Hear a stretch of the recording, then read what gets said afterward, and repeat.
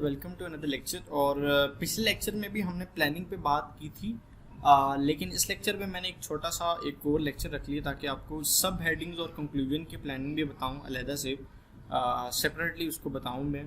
तो सब हेड्स क्या होते हैं कि जो आप इंट्रोडक्शन के बाद जो बाकी जो आपका जो आउटलाइन के पार्ट्स हो गया वो सारे सब हेड्स में ही आते हैं, ठीक है। तो सब हेड्स में क्या होता है कि इसके रूल्स ये हैं कि each one should be unique, एक दूसरे से बिल्कुल भी मिलने नहीं चाहिए, अलग अलग सबके मीनिंग होने चाहिए। Each one should be structured accordingly, अलग अलग स्ट्रक्चर कैसे बनाना है उस पर भी मैं आपको प्रैक्टिकली लेके जाता हूँ। तो वो स्ट्रक्चर भी उनका एक खास बनाना है आपने। अगर आपने पहले किसी चीज़ की ट्रीटमेंट बता रहे हैं तो नीचे रेमेडी बतानी, ये नहीं होता कि पहले इलाज बता दें बाद में बीमारी बताएं। तो पहले उसे क्योर करें, पहले उसको जो है आइडेंटिफाई करें, किसी चीज़ को सिम्टम बताएं। जैसे कि अगर आप कह रहे हैं कि जी मुझे बुखार है, आई हैव अ फीवर, तो पहले बताएं कि फीवर की जो है वो क्या सिम्टम्स क्या होते हैं, अलामात क्या होती हैं, निशानियाँ क्या होती हैं, कि कैसे पता चलेगा कि एक बंदे को बुखार है, वो मैं पहले बताऊंगा। दूसरी चीज़ मैं बताऊंगा वो उसका इलाज होगा। तो स्ट्रक्चर इस तरह से डिफाइन करना है। The word count of each sub head can vary based on the total word count of the topic. तो टोटल आपको वर्ड काउंट है ना, उसके मुताबिक आपने सब हेड्स के वर्ड काउंट बताने। तो प्लानिंग में भी मैंने आपको एक सिंपल फार्मूला बताया था कि किस तरह आपने उसको परसेंटेज वाइज आपका वर्ड काउंट कोई भी आपने उसको किस तरह कैलकुलेट करना है, उसका हम फार्मूला शेयर कर चुके हैं। The word count under count should be calculated in order to save the time at the end. तो वर्ड काउंट ना आप हर सब हेड का ना उसके आगे लिख लें, ठीक है।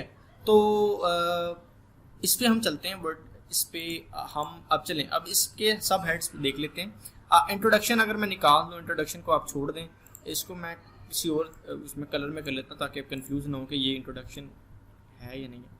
इसको मैं कलर कर लेता हूँ, कौन सा कलर करूँ, आई शुड ब्लू, राइट। अच्छा, तो ये जो ग्रीन मैंने किया ना ये सारा इंट्रोडक्शन है, राइट। अब मैं इस पे आता हूँ, यहाँ से ये जो रेड पार्ट है मेरा इसको मैं हाईलाइट कर लेता हूँ, ठीक है।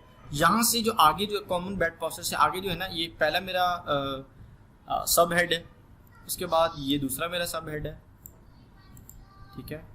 फिर ये how to fix bad posture, इसको मैंने पिछली वीडियो में बड़ा किया था ताकि आपको नज़र सही आए।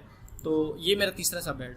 तो ये तीन सब हेड है, आप इसको ज़रा गौर करते हैं। सम कॉमन बैड पॉस्चर मेरा टॉपिक है और easy solution to fix them इसका सब टॉपिक है।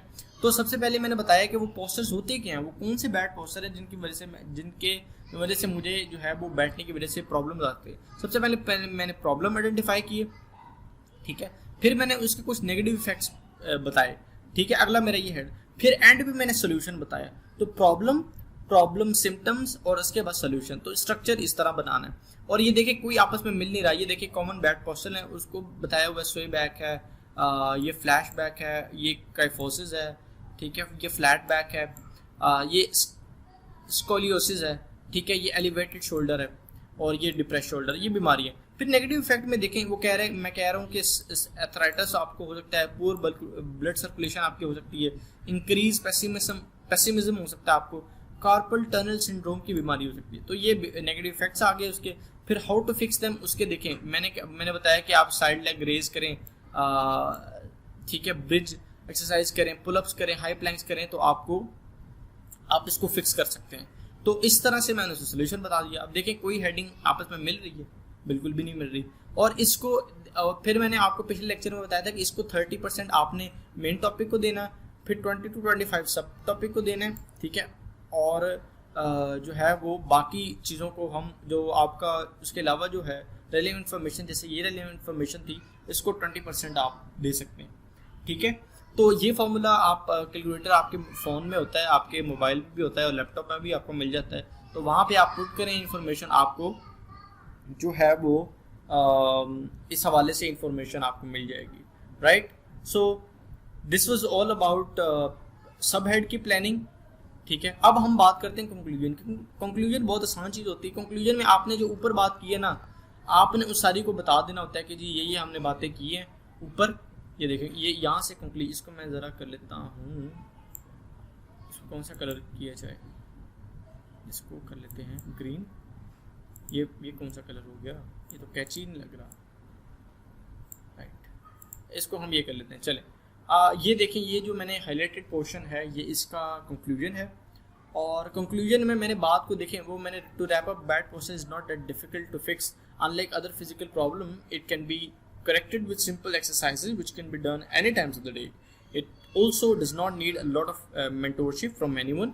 The key is to understand the particular problem which you are facing with your posture. It will become much easier for you to fix it. तो इसमें मैंने ना सारी बात को sum up कर दी कि ये देखें कोई मसला नहीं है, आप टेंशन वाली कोई बात नहीं है, फिक्स भी हो जाता है। अगर ये प्रॉब्लम है तो प्रॉब्लम का इलाज भी है। तो एक उसको सेटिस्फैक्शन हो गई रीडर को। आप यहाँ पे कोई क्वेश्चन भी छोड़ सकते हैं आप रैपअप में। अच्छा चले मैं आपको पहले ये पढ़ा देता हूँ ताकि आप हम in terms of the theory हम हो जाए क्लियर हो जाए। It is use to reaffirm the statement. आपने जो स्टेटमेंट बताई है ना, आई थिंक यहाँ पे it is use to reaffirm the statement. आपने जो पूरी बात की है ना, आप उसको रीअफर्म करें कि ये मैंने ये बात की थी, मैंने आपको रुके ज़रा, मैंने आपको बैड पोस्चर्स के बारे में बताना था, ठीक है, और मैंने उसको आपको बताया है कि बैड पोस्चर ये होते हैं। रीअफर्म होगी बात। It talks about what we have proved और व्हाट वी हैव डिस्कस। हमने ऊपर जो बातें की हैं ना, वो सारी को एक दफ़ा फिर हम दोहरा देते हैं कि जी मैंने ये बातें की हैं। It does not start a new topic. आपकी कोशिश होनी चाहिए कि नया टॉपिक ना स्टार्ट करें, ठीक है। ख़ास तौर पे ऐसी उसमें आर्टिकल्स में जिसमें डिबेट है, उसमें आप कर सकते हैं, उसमें then you have a margin too, क्योंकि अगर आप वो करते हैं ना, उसका भी आपको फ़ायदा होता है।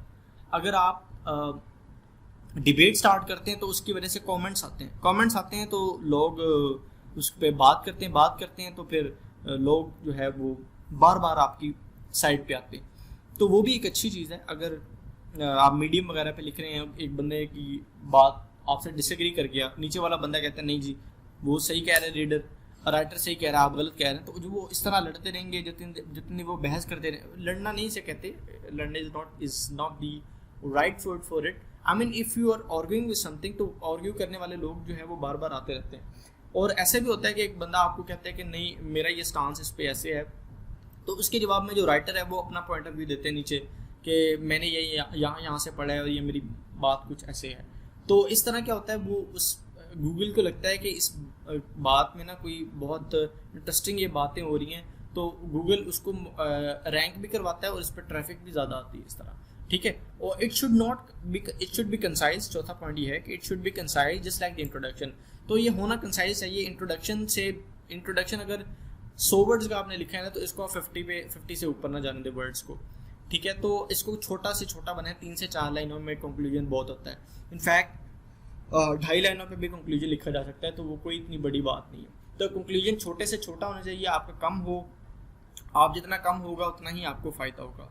तो this was all about how to plan the sub heads and how to write a conclusion.